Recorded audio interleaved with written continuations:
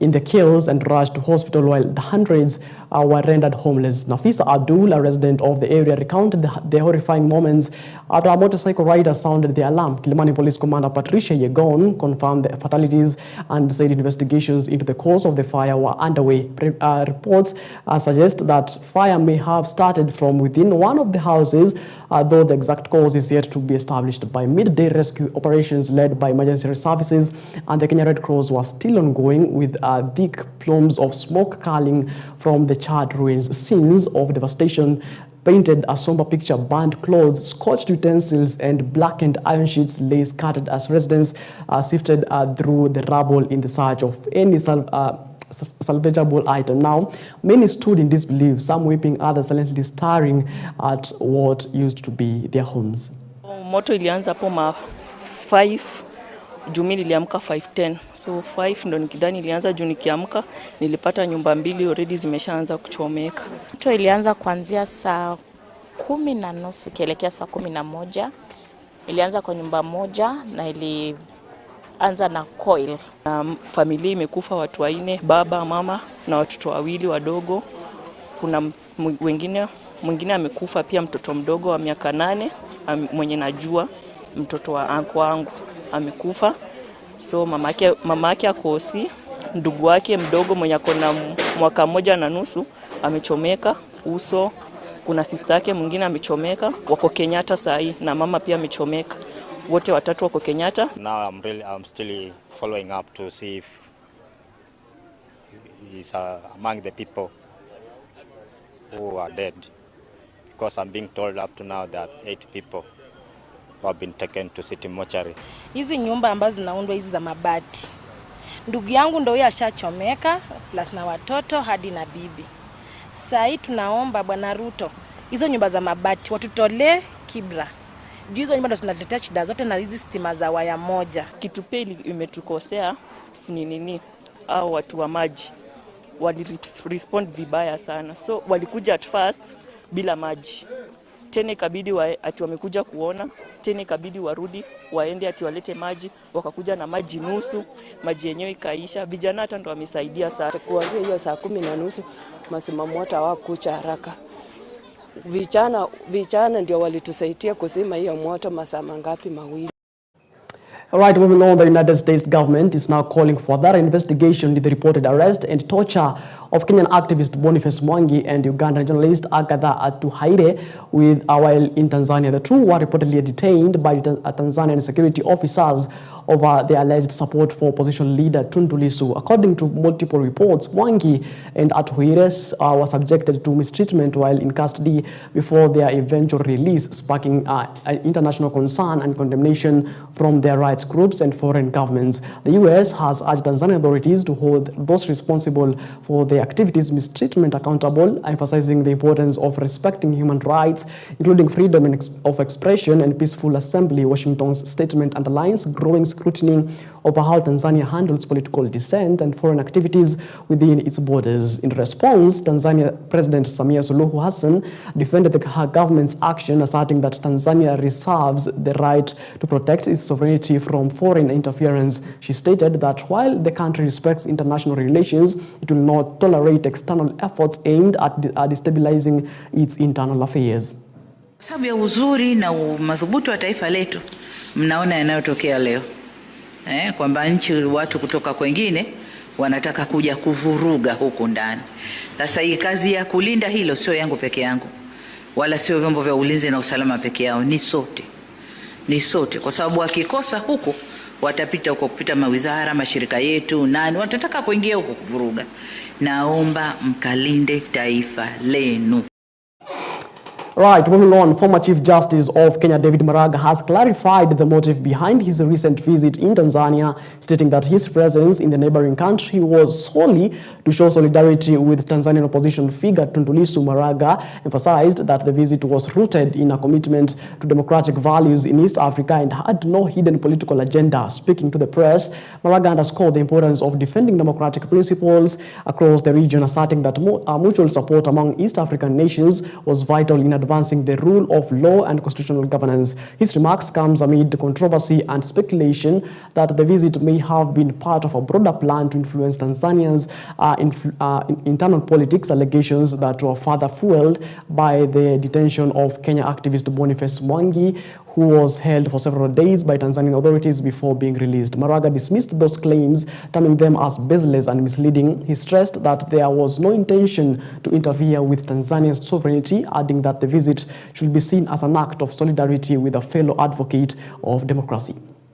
Ya kwenda kwa nchi ya Tanzania sio ati ni kufuruga amani yao, tuna haja ya na hiyo.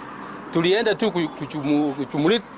kujiunga pamoja na kufanya ile solidarity kwa mpinzani wa kiongozi wa upinzani katika nchi ya Tanzania ambao anapigania hii haki ya nchi sao kama nchi zote. Mnajua ya kwamba kama hakuna demokrasia Kenya, Tanzania itakuwa na tatizo. We have no interest to fight the government of Tanzania or any other government.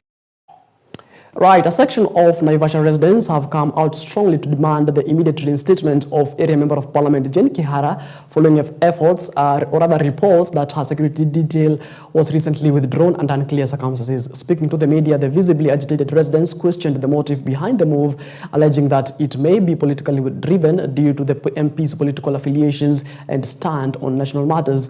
They expressed fears over her safety and warned against using security as a tool for political intimidation. The residents praised Jane Kihara for her leadership development record and consistent engagement with the people of Naivasha, stating that she has always put the interest of her constituency first. Now, they called on the national government and relevant authorities to restore her security immediately and allow her to continue serving without intimidation. The incident has sparked debate in political circles with calls for transparency in decisions affecting elected leaders, especially regarding their personal security. Residents now want General Cabinet Secretary Kipchumba Murkomen to intervene and ensure that MP Kihara is accorded the necessary protection as mandated by law. Very sad to see a man of clothes being killed, meaning that now the level at which security is, it is at a bad level. Now again we have our women who are leaders in this country. One of them is Mheshimiwa Jane Kihara, and another one is Wanjiku Mohia. We feel as women of this country, as women of this county, we feel very bad to see that the security of these two women have been withdrawn, and we don't know the reason as to why. But withdrawing their security, which is is a constitutional right, that whatever side of political divide you are in, you're not supposed to have your security withdrawn. We are feeling so insecure as women and even as young people and also the men in this area, because if our Mheshimiwa security can be taken, where shall we be? And we feel that it's a target because of probably where they are aligned politically. But as we know, there's freedom of freedom of what? What do we call it? Yeah, of freedom of speech, freedom of expression, freedom of where you want to be. This country, the Constitution has awarded us that, and nobody is supposed to remove it from us. Na tumeungana hapa leo sababu ya yale mambo yanaendelea katika nchi yetu. Kwanza tunaona yale mambo yanaendelea ni ya kustua kidogo. Kila siku tunaripotiwa mtu fulani ameuawa mahali fulani.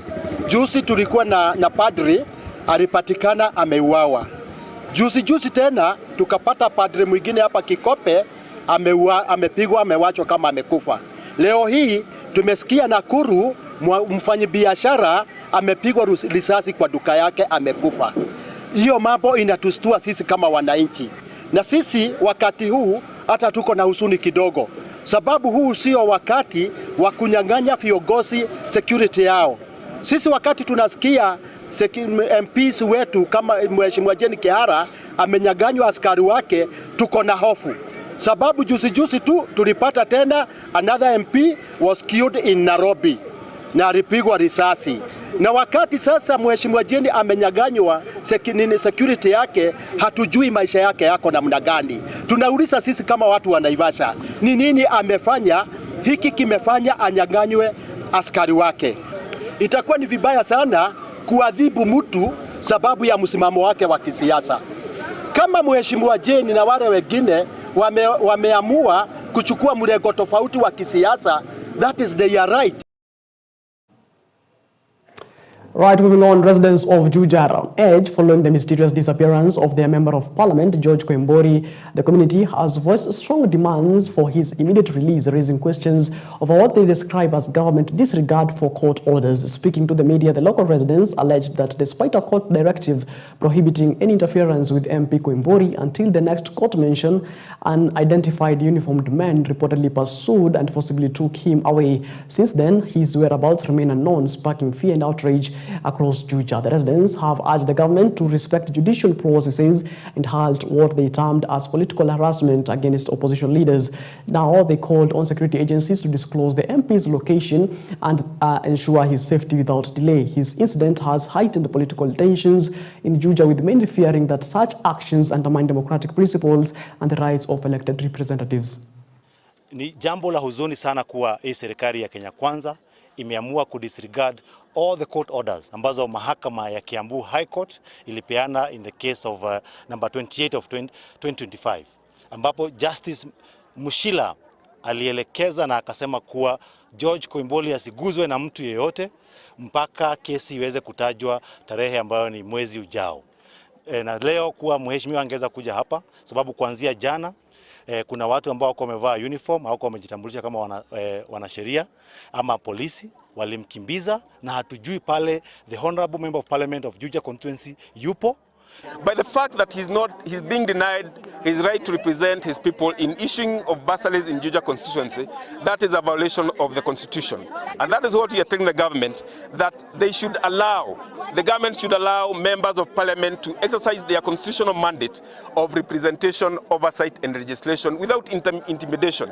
Because the act of arresting Honorable George Koimburi without an invocation, without summons, when there's a valid court order, is an act of intimidation which should not be allowed at all. Tafadhali, wacheni kudhalilisha viongozi. Wacheni kuhumiliate viongozi. Hata kama unaweza kuwa na any genuine issue na kiongozi, mnajua penye anakaa, mnajua kazi yake, msummon kwa DCI, mwambie kuja siku fulani, urecord statement na msikie vile anasema. Tumeona wakishika magovernors kwa njia ambayo ni ya madharau. Tumeona wakishika wabunge kama Koimburi hapa kwa njia ya madharau na ya kumdhalilisha. Siku nyingine walikuwa wanataka kushika our party leader tukitoka Gatanga. So please, wacheni kudhalilisha viongozi. Kama mko na issue, tumana summons, akuje siku fulani na atasikizwa na kila kitu itakuwa sawa. Hii madharau ya viongozi mbele ya watu ambao waliwachagua hatutaikubali. Na ndio tunasema tukiendelea hivyo lazima ikuwe one time. Jana tulishinda tu vizuri, lakini sasa hii mambo ya kumalizia ndio hatujui ama alienda na polisi ama alienda aje, lakini sasa tunataka tu clarifywe ameenda aje. Juu hatumuoni kwa ground, hatumuoni size, hatumuoni, na tumezoea kuongeleshwa na yeye tukipoa bursaries. Kukosa kuunga serikali mkono sio shida, sababu demokrasi, tuko katika demokrasi, nchi huru. Kwa hivyo mtu unafanya vile inataka tu, bora tu usitatize salama ya nchi. Hiyo tu. Now, Interior Cabinet Secretary Kipchumba Murkomen has pledged to ensure justice is served for the brutal killing of Catholic priest Father Alois Cheriot, whose tragic death has shocked the nation and left the local community in mourning. CS Murkomen made the commitment during a condolence visit to the bereaved family of Father Cheriot, offering heartfelt sympathies and solidarity on behalf of the government. Speaking at the priest's home, Murkomen condemned the heinous act and assured the family and the public that security agencies are actively pursuing those responsible for the murder. Father Alois Cheriot was widely respected in the church and community for his selfless service, spiritual guidance and dedication to uplifting lives through faith and charity. His sudden death has sparked outrage and sorrow across the country, especially within the Catholic Church and among faithful congregants who knew him closely. Nimekuja hapa Cheblaske, hapa Kilibwani, hapa Nandi County kukuja kuambieni poleni sana kwa kumpoteza Father. Father alikuwa mchungaji wa kondoo, na sio kondoo ile kondoo tunajua. Alikuwa ni mchungaji wa kondoo wa Mungu. Akawawa na wale ambao wanatafuta kondoo ya dunia. Yeye ndiye alikuwa anasimamia kondoo ya Mwenyezi Mungu. Na alikuwa mnyenyekevu, alikuwa amejitolea, alifanya kazi kwa roho yote na aliweka mambo ya amani kibao mbele. Na mimi nataka niwahakikishie ya kwamba ingawa tunalia sisi wote, tumeleta pole zetu, nitawahakikishia kwamba kwenda mbele, kwanza tutashika wale wote walihusika katika ujangili huu. Ya pili ni kuhakikisha kwamba tutajitahidi hata zaidi kuhakikisha tumepunguza mambo ya wizi ya ng'ombe na uwaji ya watu. Kwa miaka 2 iliyopita, serikali hii ya Kenya Kwanza kiongozwa na Mheshimiwa Rais, na sasa imekuwa broad based government kiongozwa na Mheshimiwa Rais, imebadilisha sura ya mambo ya banditry kwa Kerio Valley kwa miaka hii 2.5 ambayo ilipita. Tulikuwa na changamoto kubwa sana wakati tulianza, na ilikuwa ni shida kubwa sana, lakini kwa mapenzi ya Mwenyezi Mungu na kwa bidii ya maaskari wetu na pamoja na ushirikiano ya viongozi wa kijamii kama Father Lois, tumeweza kupunguza mambo ya banditry kwa Kenya mzima kwa 70%, hata inaelekea 75%. Na kwa hii Kerio Valley kwa mambo ya banditry, mimi nataka niwahakikishie wa Kenya, kwa sababu ninaona watu wengi sana wanaongea kuhusu idadi ya yale ambayo imefanyika hapa Kerio Valley. Tumepiga hatua kubwa sana kwa kudhibiti hii janga ya wizi wa ng'ombe na uwaji wa watu. Tumedhibiti sana kwa umbali kiasi kwamba mwaka jana kwa miezi ya kwanza ya 5 ya 2024 tulikuwa na incidences ambayo kwa bahati mbaya tulipoteza watu 66. Kwa miezi hizi 5 ambayo tumefikia kwa mambo ya banditry, hata kama ni kwa uchungu sana tunasikia tulitaka ikuwe 0, lakini imepungua kutoka hiyo 66 mwaka jana imefika watu 22. Right, moving on. Bishop Lelei has cast doubt on the police narrative surrounding the murder of Catholic priest Father Alois Cheriot, asserting that the real perpetrators are still at large. Addressing journalists during a press briefing, Bishop Lelei disputed police claims that suspects in the case had been apprehended. He insisted that the main suspect behind the brutal killing of the respected priest remains free and urged security agencies to intensify investigations to uncover the truth. He emphasized that the justice cannot be served until the true culprits are brought before the law. The bishop also expressed concerns over the growing insecurity in the Kerio Valley region and called for urgent measures to restore peace and protect residents. Hatujui kwa nini, lakini ningeomba serikali ya kwamba wachukulie maanani mambo ya usalama katika ponde la Ufa ama ponde la Kerio. Wachukulie usalama, kwa sababu jana tuliambiwa kwamba wale waliohusika na kifo cha padre wetu wameshikwa, lakini si kweli. Hiyo si kweli. Walioshikwa ni tofauti na wale waliohusika na kifo.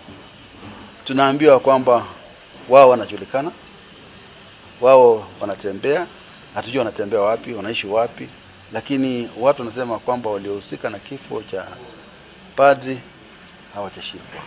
Wale walioshikwa ni wale tu ambao pengine kwa sababu ya kafyu walipatikana kama wamechelewa hivi, ama pengine walipatikana ni watu wa makosa madogo, si kifo. Kwa hivyo nafikiri na inajulikana kabisa. So shida ni kwamba sijui kwa nini sijui shida iko wapi kuwashika, sijui wanaokopa nini, sijui, lakini tunampoteza.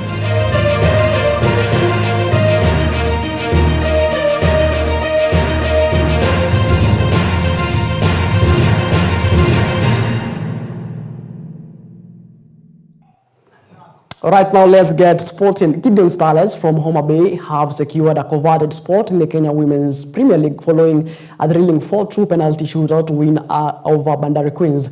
The tightly contested match held at the ASK grounds in Nakuru ended in a 0-0 stalemate after regular time before Gideon Starlets triumphed in the shootout. The victory marks a significant achievement for the team, elevating them to a top tier of Kenyan women's football in the upcoming season. Meanwhile, at the same venue, the FKF Women's Women's Division 1 League playoffs continued with Diani Queens narrowly defeating Tuk Ravens 1-0 regulation time. Iron Ladies also advanced after a tense penalty shootout win, beating Lowland Queens 5-4 following a 1-1 draw in a regular time. Diani Queens and Iron Ladies are set to clash in the Division 1 final scheduled for Sunday at 10 a.m. at the ASK grounds, promising an exciting showdown to determine the league champions. Other notable fixtures set for Sunday include the FKF Women's National Super League final between Kayole Starlets and Midira Soccer Assassins at 11 a.m. hosted at Afraha Stadium in Nakuru. Later in the day, Kenya Police Bullets will face Trinity Starlets in a Kenya Women's Premier League fixture kicking off at 2 p.m. also at Afraha Stadium. I'll first congratulate my girls. This game we had to have a winner. We have fought. The girls have fought. Penalty inanga mwenyewe. We have really tried our best, but naweza sema si upanga, but God had already decided. We will pick up from the mistakes we had and we will come back stronger. Game imekuwa poa, being that imekuwa tough, lakini tume give our best na tumetoka na victory. Hiyo ndio kitu tulikuwa tumekujia. We have worked for so long and this is the time and we have won the promotion. Thank God. All right, moving on, the Sports Journalists Association of Kenya, that is the SJAK, has unveiled a quarterly corporate social responsibility program aimed at supporting needy individuals and teams within the country's diverse sporting landscape. This noble initiative kicked off with a heartwarming visit to ailing former Harambee Stars coach Tom Olaba. SJAK President James Waindi led the delegation of sports scribes to Olaba's home, reaffirming the association commitment to giving back to the broader sports fraternity beyond just news coverage. During a visit, SJAK donated foodstuffs and essential household items worth 50 Kenya shillings, or rather 50,000 Kenya shillings to Olaba, who is currently battling paralysis following a spinal cord surgery. The condition has left the veteran coach wheelchair-bound and financially constrained, unable to afford the daily physiotherapy sessions recommended by his doctors. Coach Olaba expressed his gratitude for the gesture, noting that the support will help his family manage day-to-day challenges and allow him to pursue crucial treatment. Kwa niaba ya uongozi wa SJAK na pia vile kwa niaba ya wanahabari wote wa michezo nchini Kenya chini ya mwavuli wa SJAK, ni furaha na fahari yetu kuwa katika sehemu hii ambapo magwiji ambao waliwakilisha Kenya walishiriki michezo na pia kupeperusha bendera ya Kenya katika soka, makocha, wachezaji wa zamani kuja kumtembelea Tom Olaba ambaye hivi sasa anapitia wakati mgumu. Amekuwa mgonjwa kwa miaka kadhaa na tumeona katika njia moja, mbali na kuwa sisi ni wanahabari, kazi yetu sio tu kutoa habari kuhusiana na michezo, matokeo na matukio, bali pia wakati mwingine pia kuangalia, kutangamana na pia kuwajulia hali watu ambao wamekuwa na mchango mkubwa katika kuendeleza michezo na pia vipaji kwa njia moja au nyingine. Today we are here to visit veteran coach Tom Olaba as part of SJAK CSR, which we are starting for the first time, and we plan to have like similar events for at least twice in a year. Chamno ni ya kwamba nyinyi kuja kunitembelea hapa kwa kweli kimeni surprise sana, na ninawashukuru sana deep in my heart, na ninawashukuru sana tena sana, maana wale ambao wana uwezo wa kuja kunitembelea, si lazima uje nitembelee hati ukiwa na kitu chochote. Njoo nisalimie, manake nyote nyinyi mnanifahamu. Mimi wakati nilipokuwa mzima nilikuwa ni mtu ni mcheshi na napenda watu. Kwa hivyo haya yote ambayo nazungumza ni ya kwamba atakayeguswa hawezi kunisponsor mimi niende hospitalini daktari aniangalie, kwa sababu mimi nina believe ya kwamba naweza karudi nikawa vile nilivyokuwa.